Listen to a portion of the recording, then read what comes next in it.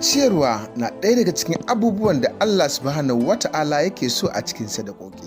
A don haka muke godewa Sarauniya Charity Foundation da yunkuri da kuma ƙoƙarin ciyar da bayan Allah musamman a watan Ramadan. Gaishe ki da jinjina jagora shugaba Rabi'atu Fulani, domin da jajircewarki ake ciyar da garuruwa daban-daban a faɗin Najeriya da wani sassa a faɗin duniya. Ku biyo ni ku ga kaɗan daga cikin irin kai komo a jihar Gombe, Bauchi, Kano, Abuja, Katsina da sauran jihohi na arewa baki daya. Su ne mun gobe ai.